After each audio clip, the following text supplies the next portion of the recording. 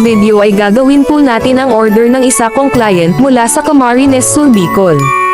Ang costume na ito ay pinangalanan kong Candyland Princess, mula sa inspirasyon ng Candyland. At dahil nga po yari ito sa recycled materials, ang naisip kong gagamiting materyales para dito ay makukulay na plastic bag, karton, tissue, at candy wrappers.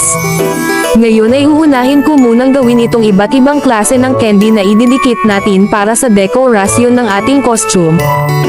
Habang ginagawa ko ang mga artificial na candy ay natatakam ako para kasing totoong candy ang nai-imagine ko. May mga lollipop, pastillas, ice cream at iba pa.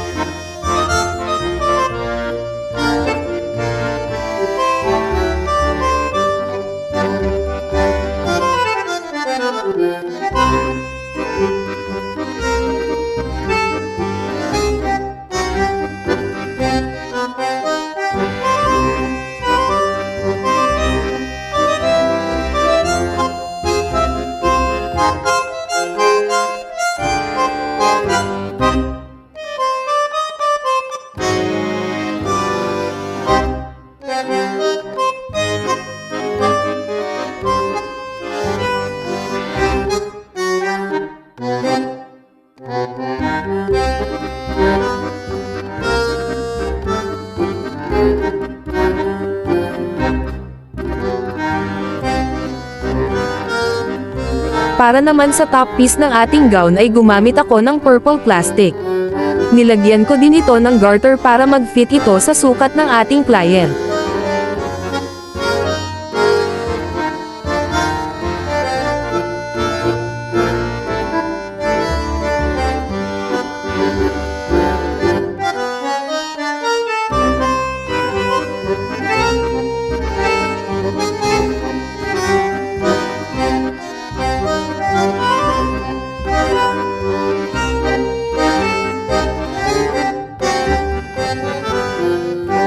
At para naman sa skirt ng ating costume ay gumamit ako ng 5 kulay ng plastic na may matitingkad na kulay kagaya ng mga candy.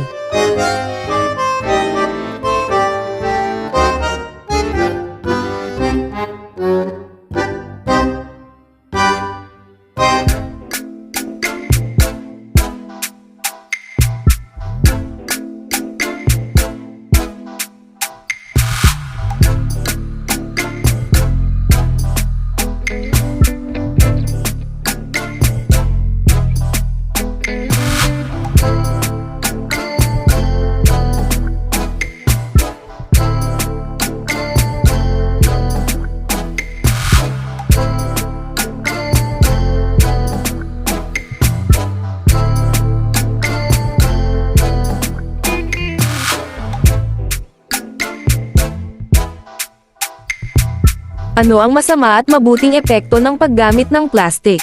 Ang paggamit ng plastic ay nakakatulong upang gawing mas madali at mabilis ang buhay ng bawat isa. Ito ay naging isang mabisang paraan upang dalhin ang anumang bagay mula sa isang lugar patungo sa iba. Ngunit ang labis na paggamit ng mga plastic ay nakakasama rin dahil hindi ito nabubulok, kaya kapag ito ay napabayan at itinapon na lamang kung saan-saan, maaari itong magdulot ng pagbabara sa mga daluyan ng tubig at tuluyang magresulta sa pagbaha sa komunidad na maaaring magdulot ng matinding polusyon sa tubig. Ang pagsusunog din ng mga plastic para lang hindi ito magtambak sa mga tahanan ay nakakasama sa kalusugan at nakakadagdag sa paglala ng global warming. Ano ang kaugnayan ng kultura sa malawakang paggamit ng plastic? Isa sa laganap na kultural na gawi sa Pilipinas ay ang paggamit ng single-use plastic, na bumubuo sa kalahati ng mga basurang nagkalat sa buong bansa. Ito ay dahil ang mga plastic na ito ay nagagamit ng isang beses lamang. Ang ganitong uri ng plastic ay madalas na matatagpuan sa mga landfill at napupunta kung saan-saan. Ano ang kahalagahan ng pangangalaga ng ating kalikasan? Ang mga likas na yaman ay nagmumula sa kapaligiran. Mahalagang bigyang diin at paunlarin ang pangangalagang nito dahil mas magiging mahirap para sa atin na muling itayo at muling buuin ang ating kapaligiran kung ito ay masira dahil sa sama-samang kapabayaan ng lipunan. Hindi natin dapat isawalang bahala ang problemang dulot ng mga basurang nagkalat sa ating kalikasan sapagkat marami sa ating mga pangunahing pangangailangan ay maaari lamang matugunan ng kalikasan. Ano ang bantang dulot ng plastic sa ating kalikasan? Ang Pilipinas ay pangatlo sa pinakamaraming naitapon na plastic sa karagatan. Ito ay dahil ang basurang plastic na ito ay hindi wastong itinatapon. Ang kaugalian na ito ay maaaring magdudulot ng ilang panganib sa ating kapaligiran. Isa na rito ang pagbara sa daluyan ng tubig, na maaaring magresulta sa pagbaha, pagdumi ng tubig o water pollution at iba't ibang mga sakit. Ang isa pang resulta ay ang pagkamatay at pagkasira ng mga dagat at anyong tubig, at ayon sa mga eksperto kung patuloy pa rin ang ganitong gawin ng mga tao, sa taong 2050 maasahan nating mas madami pa ang basura kaysa sa isda sa karagatan. Marami sa atin ang di nakakapansin sa kagandahang dulot ng kalikasan, sabay sa di pagpansin sa taglay na kagandahan ang patuloy na pagkasira nito. Pero kung paano nga kung lahat sa atin ay nakapansin nito? Ano ang ating pwedeng gawing aksyon sa umiiral na pagkasira ng kalikasan? Kung ikaw man ay isang guro, estudyante, o isang profesional, meron tayong magagawa upang pabagalin o maibsan man lang ang mabilis na pagbabago sa paligid na ating ngayon nararamdaman simple man o sa komplikadong paraan. Mayroon akong nakalatag na 10 simpleng paraan upang makatulong sa ating kapaligiran. Magtanim ng halaman at mga puno. Dahil sa pagtaas ng populasyon at pagtaas sa mga pangangailangan ng mga tao sa araw-araw, mas kinakailangan na magputol pa ng mas maraming puno upang magamit sa mga gamit pang araw-araw.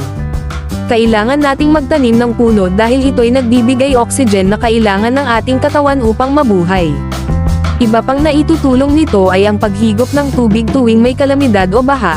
Nagbibigay din ito ng raw na materyales upang makagawa ng isang produkto. Huwag mag-aksaya ng papel. Ang pagbabawas ng paggamit ng papel ay dapat matutunan. Base sa unang paraan, kailangan magtanim ng puno dahil isa ito sa pinagkukunan ng materyales upang gawing papel. Kaya kung gagamitin natin ang papel sa angkop na paraan, pwede tayong makaambag upang mabawasan ang pagpuputol ng puno. Ilang paraan dito ay ang paggamit sa likod ng papel, magpasa ng proyekto sa pamamagitan ng internet at marami pang iba. Mag-recycle ng mga basura. Araw-araw malaki ang nalilikom na plastic, biomass waste, metal at iba pa sa ating bansa. Mga basurang dahilan ng polusyon sa hangin, lupa at tubig na nakakasira ng kalikasan. Sa madaling paraan, pwede nating mabawasan ang mga basura na nakatambak sa ating tahanan. Ilan rin dito ang paggawa ng paso ng halaman, lalagyan ng mga lapis at materyales sa paggawa ng sining, parol, at marami pang bagay na pwedeng gawin sa plastic. Pagbabawal sa paggamit ng plastic na supot. Alam naman nating lahat na ang plastic ay di mabilis maton o kailangan ng maraming taon bago ito tuluyang mawala. Isa rin ang plastic sa pinaaraming basura sa makikita sa mga landfills. Ugaliing gumamit ng mga paper bag pag namimili o kaya naman magdala ng sariling lalagyan. At kung hindi maiiwasan, maaari itong gamitin pa ulit sa pamimili para di na ulit kumonsumo ng isa pang plastic. Maging disiplinado sa pagtatapon ng basura. Ito ay isa sa mga maling gawain na kasalukuyang nangyayari, maling gawaing naging parang sakit ng mga Pilipino. Pagbaha, pagdumi ng mga anyong tubig, at pagtaas ang kaso ng polusyon. Yan ang mga ilang epekto ng pagtatapon ng basura sa mga lugar na di dapat tapunan. Kakulangan sa paglalagyan din ang problema ng isang komunidad, kung saan ang mga nanakalap na basura. Hindi sapat ang paglalagayan sa pagdami ng basura sa isang komunidad. Kaya bawasan natin ang basta-bastang pagtatapon ng ating basura kung saan lang natin maisipan. Huwag mahihiyang mag-umpisa ng pagbabago. Bilang isang mamayang Pilipino dapat alam natin sa sarili natin kung kailan mag-umpisa upang mabago na ang mga nakaugalian natin. Tayo'y maging isang huwaran para sa taong natatakot sa pagbabago. Magbago tayo para sa ikabubuti ng ating kapaligiran, na tayo rin naman ang nakikinabang. Hayaan natin na makita ng susunod pa na mga henerasyon ang natitirang ganda ng kalikasan.